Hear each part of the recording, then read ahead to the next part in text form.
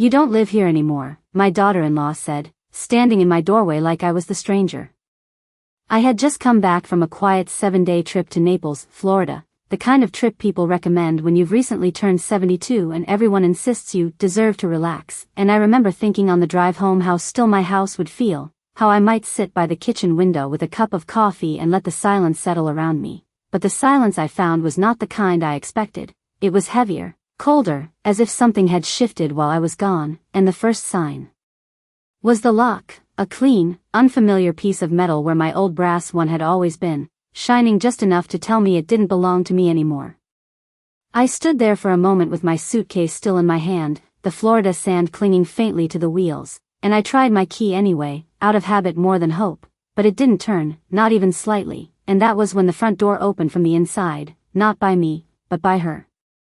Jessica leaned against the frame like she had all the time in the world, her arms folded, her expression calm in a way that felt rehearsed, and behind her, just over her shoulder, I saw my son Ethan standing in the hallway, not meeting my eyes, not stepping forward, just there, like a shadow that had forgotten its place.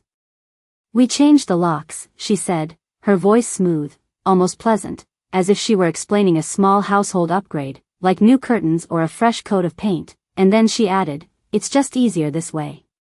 I looked past her into the house I had lived in for 34 years, the house where I had raised Ethan, where every corner held a memory that had once felt permanent, and I noticed small changes immediately, a different rug near the entry, a vase I didn't recognize on the console table, details that didn't belong to me, and for a brief second, something inside my chest tightened, not quite pain, not quite anger, just a quiet recognition that this moment had been building for longer than I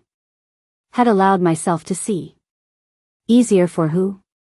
I asked, my voice steady, softer than I expected, and Jessica tilted her head slightly, as if considering how much to say, how much to reveal, before finally delivering the line she had probably practiced more than once. "For us," she said. "This is our home now." The words hung in the air between us, simple and absolute, and still Ethan said nothing, not a single word, not even my name, and I realized then that whatever conversation had led to this had already been had without me, decisions made, lines drawn, roles assigned, and I had been quietly written out of the script. I could have argued, I suppose, I could have raised my voice or demanded explanations or reminded them of everything I had done, every sacrifice, every year, but none of that would have changed the way they were looking at me now, like I was already gone, like I was the one who didn't belong. So instead, I did the only thing that made sense to me in that moment. I smiled, just slightly, enough to unsettle her, enough to make her pause, and I nodded as if I understood, as if I agreed, because the truth was, I already knew something they didn't, something I had kept quiet for a very long time, and as I turned and walked back toward my car, pulling my suitcase behind me across the concrete driveway, I let them believe, just for a little while longer, that they had won. The next morning arrived without urgency, the kind of quiet, steady morning that does not demand attention but instead offers clarity to those willing to notice it, and I woke before the alarm I had not set, sitting up slowly in the unfamiliar bed as the soft gray light filtered through the thin curtains, reminding me that everything important about the previous day had already happened and that what remained now was simply execution. I moved through the routine of getting ready with deliberate calm, brushing my hair, choosing a simple navy blouse and slacks, the kind of outfit that neither invites attention nor avoids it, something practical, something neutral, because I had no intention of making this emotional, and I understood that presentation, even in moments like these, carries its own quiet authority. By the time I poured myself a cup of coffee from the small machine in the corner of the room, my thoughts were no longer scattered, they were arranged, each step placed carefully in order, beginning with one simple fact that could not be altered no matter how many locks had been changed or how many assumptions had been made inside that house. Ownership is not decided at the front door. It is decided long before that, in rooms where signatures matter more than voices. At exactly 9 o'clock, my phone rang, and I answered on the first ring, already knowing it would be Mr. Bennett, already knowing that his call would not bring surprises, only confirmation. His tone was composed, precise, the same tone I remembered from years ago, and he did not waste time on pleasantries beyond a brief greeting before moving directly into what mattered. He had reviewed the documents on file, he said, including the original deed and the subsequent records, and everything was exactly as I had remembered. The house was solely in my name, without co-ownership, without transfer, without any legal pathway that would allow another party to claim it without my explicit and documented consent. He paused briefly after saying this, as if allowing the weight of it to settle, not because it was complicated, but because it was definitive. They have no legal standing, he added, and there was no emotion in his voice, only fact, and I appreciated that more than anything else. I thanked him, not out of relief, because I had not truly doubted it, but out of respect for the clarity he provided, and then we discussed the next steps, each one straightforward, each one designed not to escalate but to correct. There would be a formal notice, he explained, a documented request for immediate restoration of access, followed by legal action if necessary, though his tone suggested that such measures would likely not be required once the reality of the situation was made clear. After I ended the call, I sat for a moment longer, finishing my coffee slowly, letting the warmth of it ground me in something ordinary, something unaffected by the situation unfolding around me, and then I reached for my purse and carefully placed the envelope inside once again, securing it with a quiet sense of purpose rather than urgency. I was not rushing toward confrontation, I was walking toward resolution, and there is a difference between the two that becomes very clear when you understand where the true leverage lies. Before leaving the room, I glanced at my reflection in the mirror above the dresser, noting the lines that had deepened over the years, the silver in my hair that I no longer bothered to hide, and I did not see weakness there, I saw time, experience, and something else that had grown stronger with both, a patience that does not react, but waits, observes, and then acts at exactly the right moment. As I picked up my keys and stepped out into the hallway, I did not feel like someone who had been removed from her home, I felt like someone who had simply stepped aside for a moment, long enough to see who would try to take what was not theirs. And now that I had seen it clearly, I was ready to step back in, not with noise, not with anger, but with something far more difficult to argue against, the quiet certainty of truth backed by paper, time, and a decision that had already been made long before anyone thought to change a lock.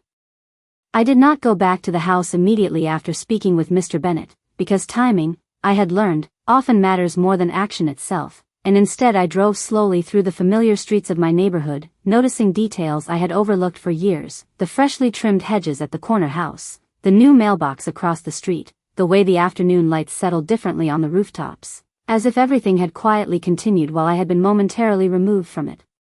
I parked a short distance away from my own driveway, far enough not to draw attention, and sat there for a moment with the engine running, watching the front of the house as if I were seeing it for the first time, not as someone returning home, but as someone observing a situation that needed to be handled correctly.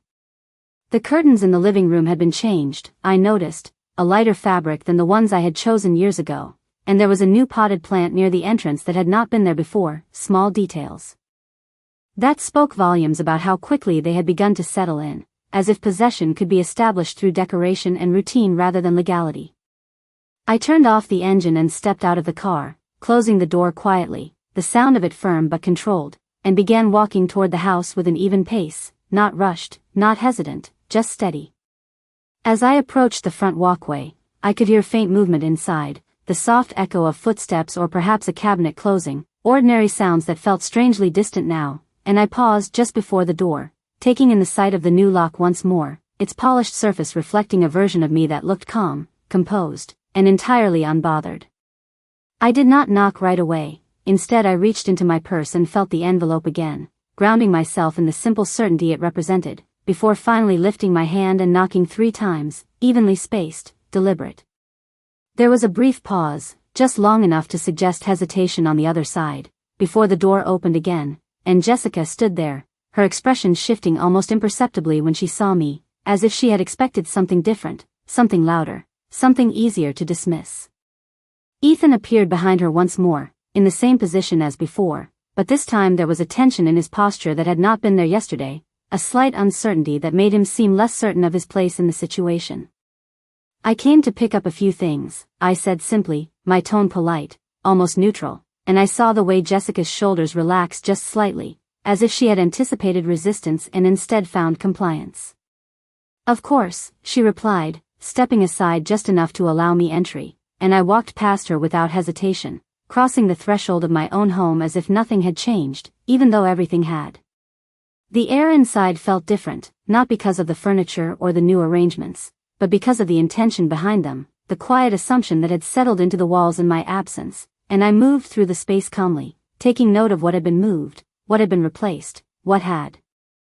been left untouched, all without commenting.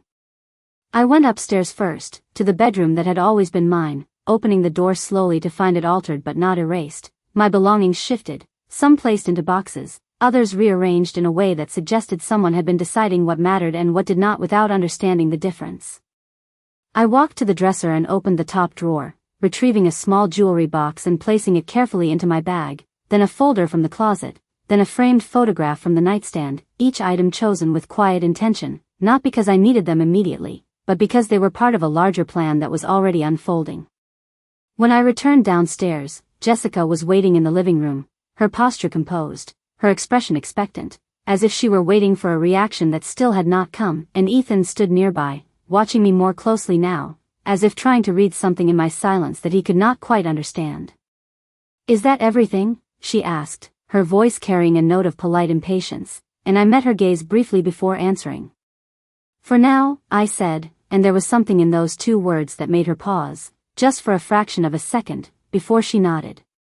I did not say anything more as I walked back toward the door, stepping outside once again with the same calm I had carried in, but as I reached the end of the walkway, I turned slightly, just enough to look back at the house, not with longing, not with regret, but with the quiet certainty of someone who knows that what appears settled is, in fact, only temporary, and that the next time I walked through that door, it would not be to retrieve what was mine, but to restore it entirely. By the time I returned to the extended stay suite that evening, the house no longer occupied my thoughts in the way it had the day before, not as something lost, but as something temporarily misplaced, and there is a difference between those two states that becomes clearer when you understand the full picture. I placed my purse on the desk once again and removed the items I had collected earlier, setting them down with care, the jewelry box, the folder, the photograph, each one a quiet piece of a larger structure that had not yet been revealed to anyone else. The photograph I paused on for a moment longer than the others, a simple frame holding a memory from years ago, Ethan standing beside his father in the front yard, both of them smiling in a way that felt genuine, unguarded, and I allowed myself to acknowledge, just briefly, the distance between that moment and the one we were living in now, not with regret, but with clarity. People change, sometimes gradually, sometimes all at once, and sometimes they are guided into those changes by someone who understands how to shape perception without ever appearing to force it. I set the photograph aside and opened the folder next, flipping through the documents inside with a practiced calm, reviewing details I had not needed to revisit in years, insurance records, property tax statements, and a few additional copies of legal paperwork that supported what I already knew to be true. There was nothing surprising in those pages, but there did not need to be, because certainty rarely announces itself loudly. It simply exists, waiting for the moment it is required. My phone buzzed again on the desk, and this time I answered immediately, recognizing Mr. Bennett's number, his follow-up call arriving exactly when I expected it to, as if he too understood the importance of momentum in situations like this. He informed me that the formal notice had already been prepared and would be delivered the following morning, a clear and direct document outlining my legal ownership of the property and requesting immediate restoration of access. And while his tone remained professional, there was a subtle firmness in the way he described it, a quiet assurance that the language itself would carry weight. I thanked him again, and after we ended the call, I sat back in the chair and allowed myself a moment of stillness, not because I was uncertain, but because I was preparing for the next phase, the part where perception begins to shift. I knew how this would appear to Jessica, a simple misunderstanding corrected by paperwork, an inconvenience perhaps, something she would attempt to minimize or deflect, but I also knew that beneath that surface, something else would be taking shape, the realization that control is far more fragile than it feels when it is first taken. As for Ethan, I suspected his response would be different, less certain, more conflicted, because while Jessica may have guided the situation, he would be the one forced to confront its outcome, and that confrontation rarely unfolds as smoothly as people imagine. I stood and walked to the window, looking out at the parking lot below. The rows of cars lined up in quiet order, each one belonging to someone with their own story, their own set of circumstances, and I found a strange sense of comfort in that ordinary view, a reminder that life continues in its steady rhythm regardless of the disruptions we encounter. Tomorrow would bring clarity to the situation inside that house, not through argument or emotion, but through something far more difficult to dispute, documented truth presented at exactly the right time, and as I turned away from the window and began to organize the items I would need for the morning, I felt no urgency, no anxiety, only a quiet readiness, because the moment for reaction had already passed, and what remained now was resolution, something that does not require force when it is supported by something stronger than assumption, something that had been in place long before anyone thought to test its boundaries. The next morning did not arrive with tension, it arrived with precision, and I was already awake before the sunlight fully settled across the parking lot outside, dressed and prepared in the same quiet, deliberate manner as the day before, because by now there was no uncertainty left, only timing. I left the room with my purse in hand, the envelope secured inside, though I already knew I would not need to show it, not yet, because some things are more powerful when revealed by someone else. The drive back to the house felt shorter this time, not because of distance, but because my thoughts were no longer searching for answers, they were simply following through on decisions already made. When I turned onto my street, I noticed immediately that nothing had changed on the surface, the same stillness, the same neatly kept lawns, the same quiet rhythm of a neighborhood that had no idea what had unfolded behind one particular front door, and I parked in the same spot as the day before, just far enough away to observe without interrupting. I did not need to wait long. At exactly 10 o'clock, a dark sedan pulled up in front of the house, stopping with a quiet finality that matched everything else about this situation, and a man stepped out, carrying a slim folder in one hand, his posture professional, his movements efficient, the kind of presence that does not ask for attention but commands it nonetheless. I watched as he walked up the driveway and knocked on the door, not loudly, not aggressively, just firmly enough to be undeniable. There was a pause, shorter than yesterday, and then the door opened, Jessica appearing first, her expression neutral at the start, almost polite, until she noticed who stood in front of her, and even from a distance I could see the subtle shift in her posture, the slight tightening in her shoulders, the way her confidence hesitated for just a fraction of a second. The man spoke, his tone even, measured, and while I could not hear the exact words, I did not need to, because I knew exactly what was being said, each sentence carefully structured, each point supported, nothing left open to interpretation. Ethan appeared behind her again, just as he had before, but this time there was no stillness in him, only movement, a step forward, a question perhaps, something uncertain, something unprepared, and Jessica turned slightly toward him, as if to maintain control of the moment, but control, I had learned, is difficult to hold on to when it is based on assumption rather than fact. The man extended the folder, and Jessica took it, her movements slower now, more cautious, as if the weight of the paper had suddenly increased, and she began to read, her eyes moving quickly at first, then slowing, then stopping altogether on a line that required more attention than she had expected. Ethan leaned in beside her, reading over her shoulder, and I saw the exact moment the understanding settled between them, not dramatic, not loud, but unmistakable, the kind of realization that does not need to be spoken to be fully understood. There was a brief exchange, a few words perhaps, Jessica speaking first, then the man responding, his tone unchanged, his posture steady, and Ethan said something after that, something shorter, something that did not carry the same certainty it might have the day before. I remained where I was, watching without stepping forward, because this was not a moment that required my presence, this was a moment that required their recognition. After a few more seconds, the man nodded once, a small, definitive gesture, before turning and walking back to his car, his role completed without excess, without emotion, just as it should be. Jessica stood in the doorway holding the folder, no longer leaning casually against the frame, no longer occupying the space with the same ease, and Ethan remained beside her, but now there was distance between them, subtle but present, as if the ground beneath them had shifted in a way neither of them had anticipated. I did not move immediately after the sedan pulled away, I simply allowed the silence to settle back into the street, the same quiet as before, but now carrying a different weight, a different understanding, because what had once seemed secure to them had just been replaced by something far more solid, and as I finally reached for my keys and stepped out of the car, I did so not as someone returning to reclaim what was hers, but as someone who had given the situation exactly enough time to reveal itself, and now, with everything laid out clearly, was ready to bring it to its proper conclusion. I did not rush as I walked up the driveway, and I did not need to announce myself, because the shift inside that house had already begun before I even stepped onto the path, and by the time I reached the front door, Jessica and Ethan were both still standing there, the folder now held more tightly in her hand, as if gripping it might somehow change what was written inside. She looked at me first this time, not with the same composed confidence she had shown before, but with something more measured, something that was trying to recover balance, and Ethan followed her gaze, his expression no longer distant, no longer neutral, but uncertain in a way that made him seem younger than his years. "Margaret," he said, my name sounding unfamiliar in his voice, as if he had not used it properly in a long time, and I met his eyes briefly before shifting my attention back to Jessica, because she had been the one to set this in motion, and it was important that she understood exactly where it had led.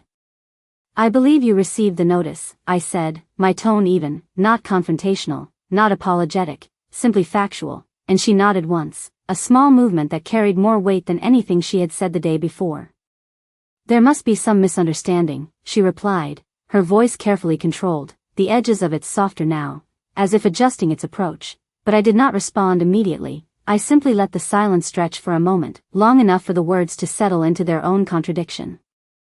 "There is no misunderstanding," I said finally, and I reached into my purse, not because I needed to prove anything, but because clarity, when presented calmly, leaves little room for argument. I removed the envelope and held it for a moment before opening it, revealing the document inside without rushing, without dramatics, and I watched as her eyes moved from my face to the paper, recognizing what it represented even before she fully read it.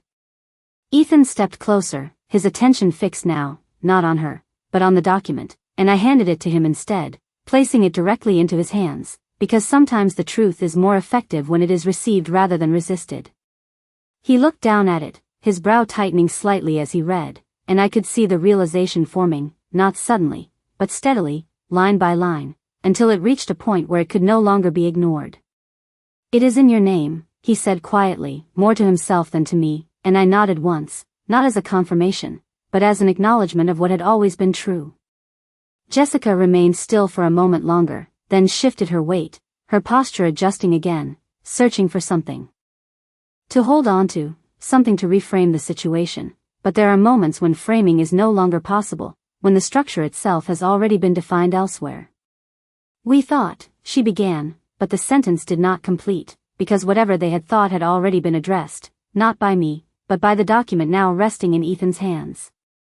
I did not interrupt her, I did not correct her, I simply allowed the unfinished words to exist as they were, incomplete, insufficient, and then I spoke again, not louder, not sharper, just clearer. "You changed the locks," I said, not as an accusation, but as a statement, and she nodded again, slower this time.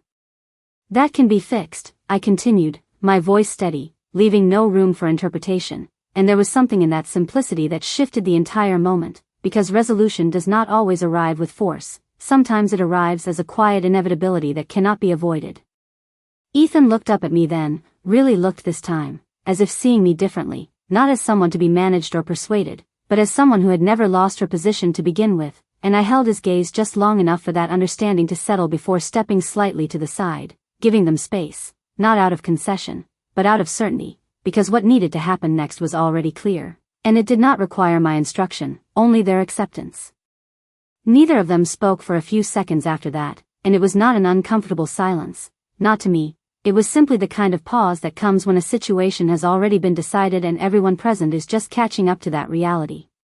Ethan was the first to move, his shoulders lowering slightly as if something he had been holding onto had finally slipped away, and he handed the document back to me with a care that had been missing the day before, not just in his actions, but in his understanding. Jessica did not reach for it, she did not argue, and for the first time since I had returned, she seemed to step back not physically, but in presence, as if the role she had taken on no longer fit the circumstances now laid out in front of her. "We can change."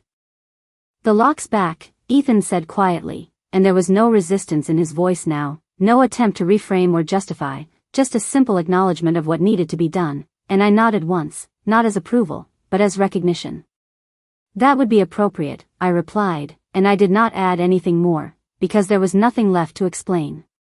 What followed was not dramatic, not immediate, but steady, and in many ways, that made it more meaningful, because resolution rarely needs spectacle when it is grounded in truth. Over the next hour, I remained inside the house while arrangements were made, a locksmith called, quiet conversations exchanged between Ethan and Jessica in the kitchen, their voices low, their tone different now, less certain, more measured, and I moved through the rooms not as someone reclaiming space, but as someone re-establishing order, small details returning to their proper place, a chair angled back where it belonged, a photograph straightened on the wall, the subtle corrections that signal something deeper beneath them. When the locksmith arrived, I stepped outside briefly, allowing the process to unfold without my oversight, because trust, even in small tasks, is part of restoration, and when I returned, the new lock was gone, replaced by something familiar, something that responded to my key without hesitation, a simple turn, smooth and certain, and I paused there for a moment, my hand resting lightly against the door, not out of hesitation, but out of awareness. Inside, Ethan stood in the living room, watching me, and there was something in his expression that had shifted entirely, something that resembled the boy I had once known, not in appearance, but in recognition, the understanding that some boundaries are not meant to be tested, and some relationships are not meant to be rewritten.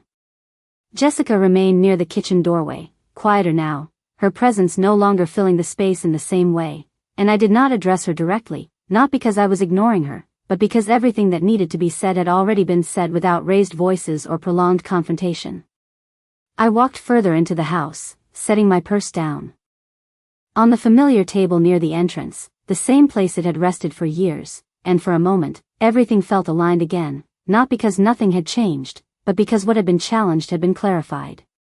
I will be staying here, I said finally, my tone calm, not assertive, simply stating what was already evident, and Ethan nodded, once, immediately, without hesitation.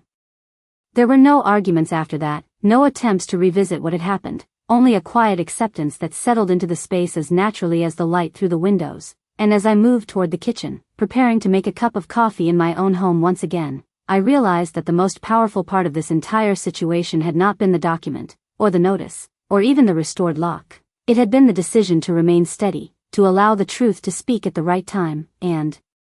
to understand that control, when it is taken, often reveals more than when it is given. I did not need to say anything more, I did not need to remind them of what had been attempted or what had been corrected, because the house itself, in its quiet, steady presence, had already done that, and as I stood there, listening to the familiar sound of the coffee machine beginning its slow rhythm, I allowed myself one final thought, not spoken, not shared, but understood completely, that some people mistake silence for weakness, until they learn, too late, that it was never silence at all. Only patience waiting for the moment when it no longer needed to be. If you stood in Margaret's shoes, could you find it in your heart to let them live under your roof again?